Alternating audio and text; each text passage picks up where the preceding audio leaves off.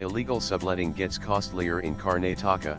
900 penalty hike under Amended Rent Act. Tenants in Karnataka who sublet their rented premises without the landlord's consent are now staring at a steep penalty hike from 5,000 rupees to 50,000 rupees under proposed amendments to the Karnataka Rent Act of 1999.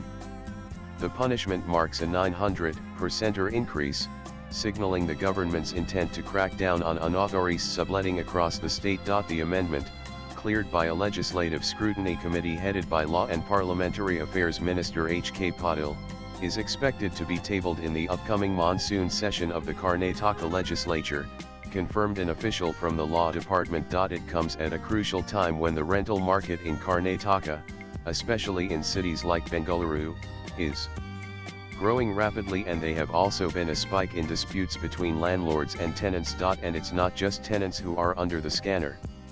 Even landlords who allow subletting, especially those who charge tenants for granting consent, will face stricter consequences. The fine for such landlords is set to rise tenfold, from 3,000 rupees to 30,000 rupees. However, the provision for up to 1 month of imprisonment is being dropped as part of the amendment. And under Section 54 of the Karnataka Rent Act, 1999, tenants found subletting without authorization can be fined up to 5,000 rupees, or double the sublet rent amount per month, whichever is higher.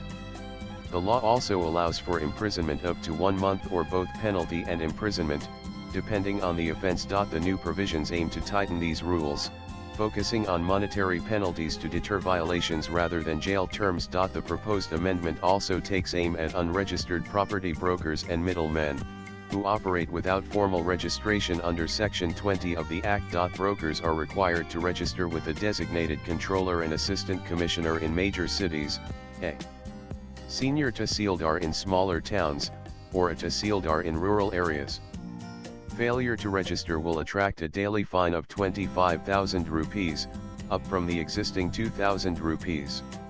Repeat violations will bring in an additional 20,000 rupees per day. It is learned. Under the new amendment, those who fail to register will be fined 25,000 rupees per day, up from the current 2,000 rupees. Repeat violations will invite an additional daily fine of 20,000 rupees, again a tenfold increase. As part of this broader overhaul of the 2-decade-old law, the government is also going digital. A new portal has been introduced to allow landlords and tenants to register rental agreements online. This move is meant to streamline the process, reduce disputes, and bring more transparency to rental deals, especially in urban areas where informal agreements are the norm. The government is also looking at tweaking rental caps to better reflect market conditions. This is being done with the dual aim of ensuring landlords get fair returns, while also shielding tenants from sudden and excessive rent hikes. Swipe left for next video. In a push to protect tenant rights, landlords will now be required to serve adequate notice before eviction, a safeguard aimed at preventing arbitrary and forceful removals.